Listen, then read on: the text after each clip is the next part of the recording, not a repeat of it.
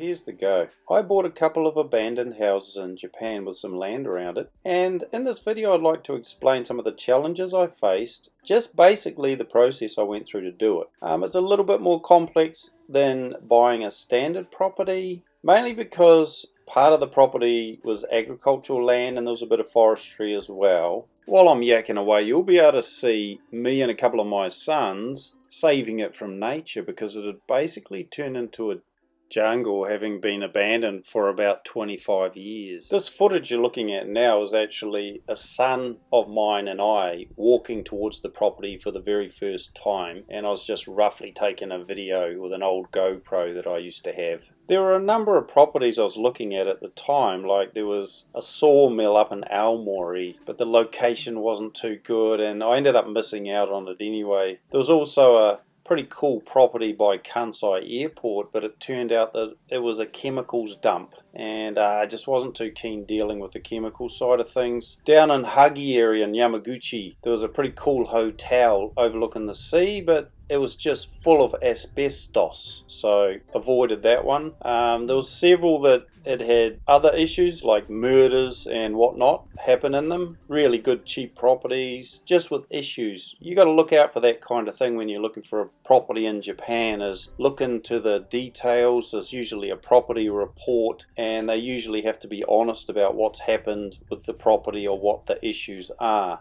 This particular property that I purchased was actually sold by bankruptcy auction, and it was just simply the family left it for many years, weren't paying the taxes, and eventually the city took it over. In this particular location though, which is actually quite a good location in my opinion, being convenient to a couple of international airports, some big cities, Nagoya, Osaka, Kyoto, also like 20-30 minutes from the Shinkansen, the bullet train. You know, it's a pretty handy location, and actually there wasn't a lot of Akiya or abandoned houses or really good cheap deals coming up very often in this area. But this particular property had been left so long, it was just a shambles and no one wanted to touch it.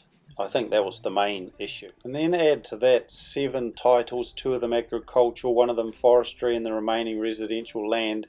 It was just a bit of a mess for most people to deal with, I think. So the Shiakusho, which is the city office, would try to get rid of this place, but they had to do it through the proper channels, the proper way.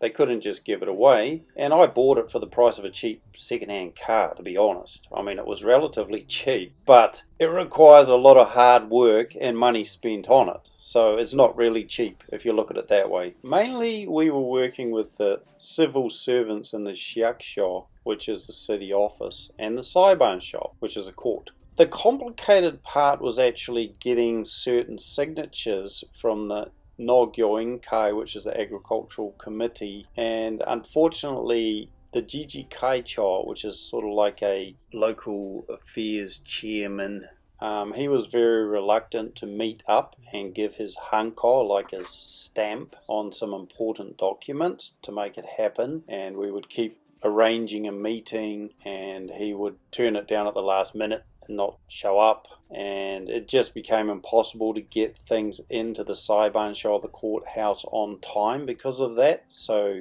it'd be like going for another round, and it just became very complicated dealing with this one person. So in the very end, we had to go through the court and completely circumvent this guy. Everybody else was pretty cooperative. The guys from the Nagyo Inkai, which is the agricultural committee, the Homkyoku, the legal affairs bureau people, they're all pretty good, and I managed to get around another issue with the agricultural land. I managed to get it like rezoned into residential land by drawing up a plan, explaining to them what I'm going to do with it. I just managed to find solutions to all the problems. You can actually pay professionals to do all these things. What I did was just do it myself.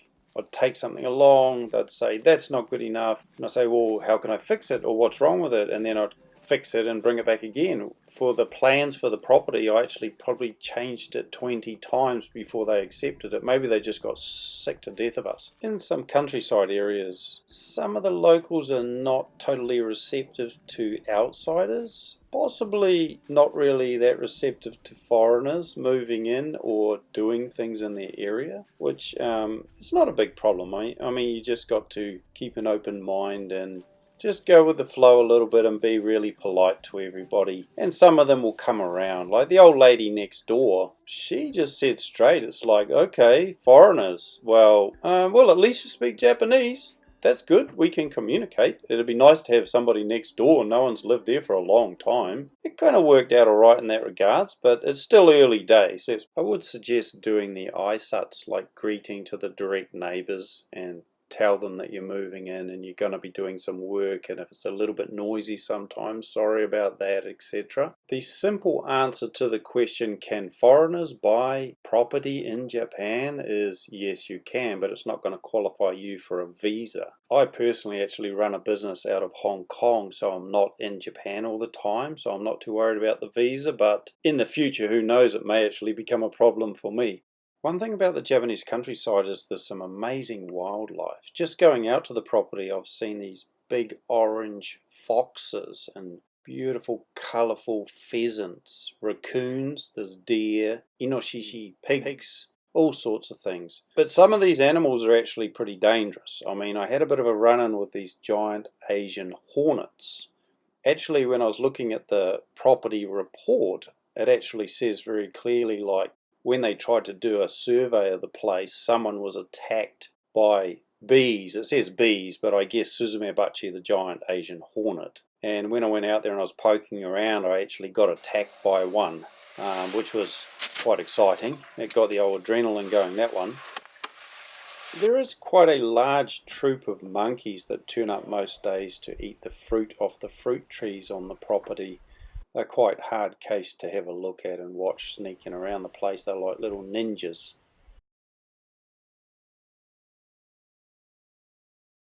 There's a few bats that live in the dining room of the big house. They've been given their eviction order, so they should be out of there soon. There's a few species of poisonous snake in Japan, and I actually bumped into quite a few of them. I don't know if they're poisonous, but they're all poisonous to me when I see one while I was chainsawing. Just like there was one in a tree just above my head while I was cutting the tree down. I probably wasn't too happy about that.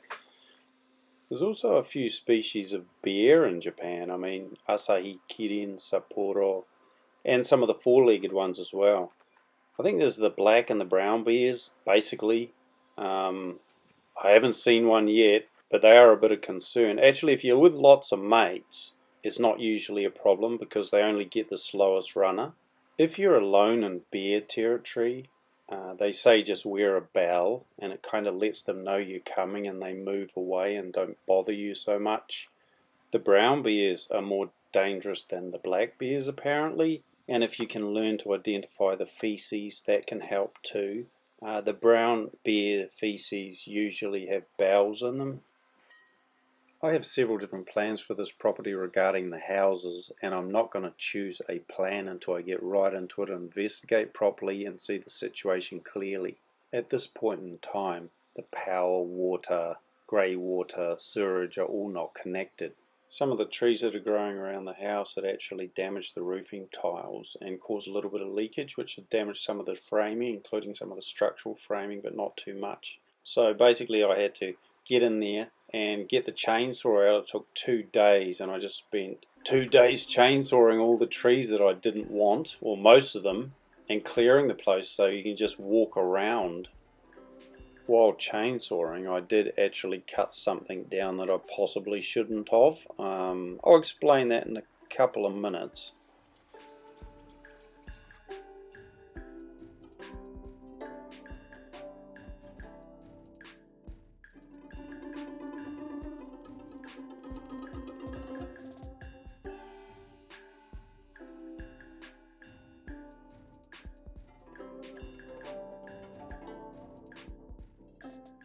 So I was hard out chainsawing, you see, and I cut down this really old kaki persimmon tree.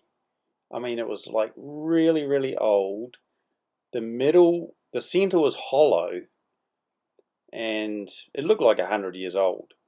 But the thing is, it was growing on the path between the residential land and the agricultural land, and it was just kind of in the way. I mean, it just growing there and been left growing there.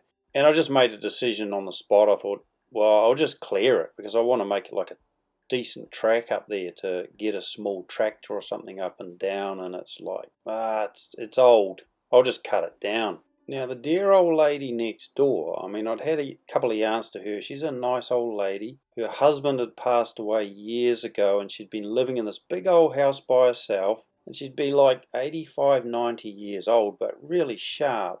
Like, she could talk about just about anything, you know. Kind of sharp, kind of nosy, but whatever. She's a nice old lady. And you know, we seem to get on pretty good. So I just finished a really hard day's work. I was cleaning up all the equipment, putting everything away, and then I got to hear somebody calling outside, and looked out, and there's the old lady, and I looked at her face, and it looked like she was almost crying. And she said, like, come here, come here, come here. So I followed her, and she said, you cut down the tree, you cut down my tree. And she explained that she'd been picking fruit from that tree for like ever since she's a little wee kid, like very young, and she had always been cutting across and picking those kaki fruit, and I'd just cut the tree down. It's like, oh geez, here we go. You know, that's not a very good way to start things off, right? Wasn't that bad. So I felt really bad, and I apologised about 1,000 times, and I said to her, look, I'll ask you from now on if I can cut this down or that down, or just double check with you on everything, even though it's actually on my property. I just said that to her, and then she actually started pointing out the stuff she wanted cutting down and saying, well, it actually looks much better now. I can walk down this path without having to climb through the jungle. And you know, she was pretty good about it, but she was pretty upset about her tree, which was fair enough. Just give us a minute. I don't want to drop this tree on the shed.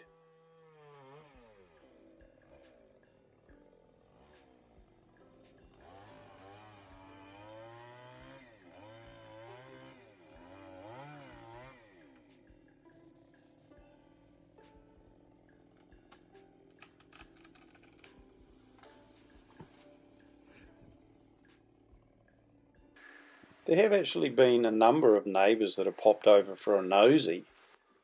I've got to admit though, most of them aren't super positive.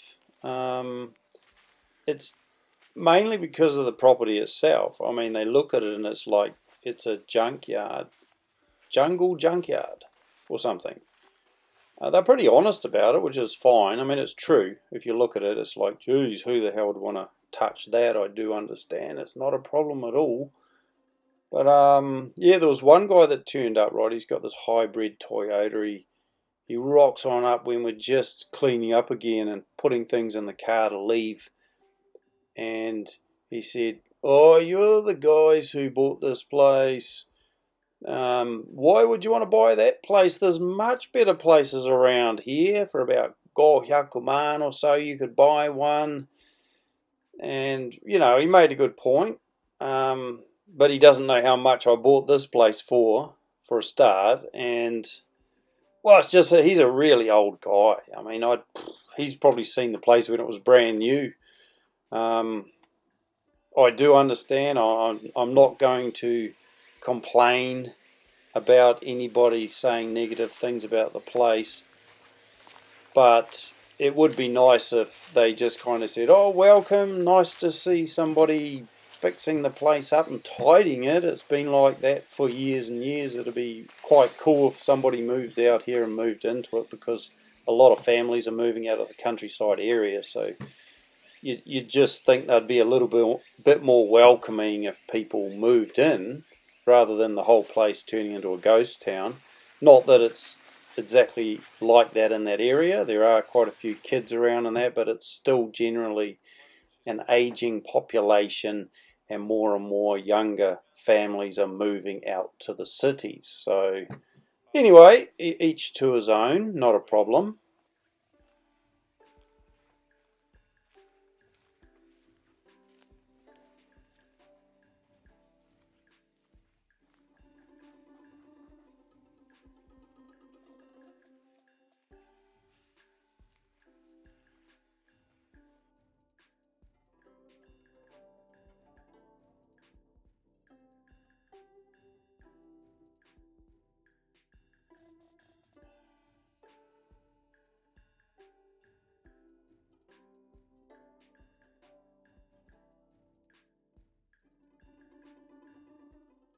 So some of my priorities in the beginning was not just cutting the jungle down so you could actually move around the place, but fixing any spots that were leaking from branches damaging the tiles.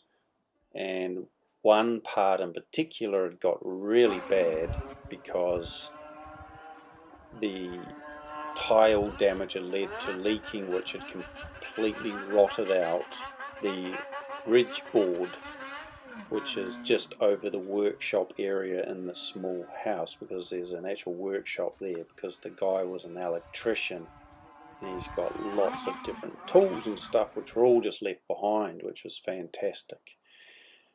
But anyway, so I basically had to clear the heavy tiles off that area because it was almost ready to collapse, because those tiles are quite heavy. So I just moved them back and then covered up the hole, basically patched it and made it safe to last until I completely rebuild that, because some of the structural framing needs rebuilding as well.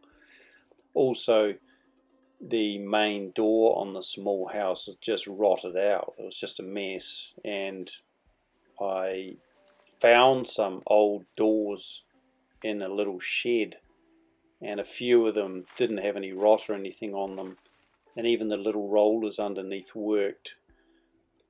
So I just used them to temporarily fix the door on the small house so that it opens and closes and I can actually semi-lock the house.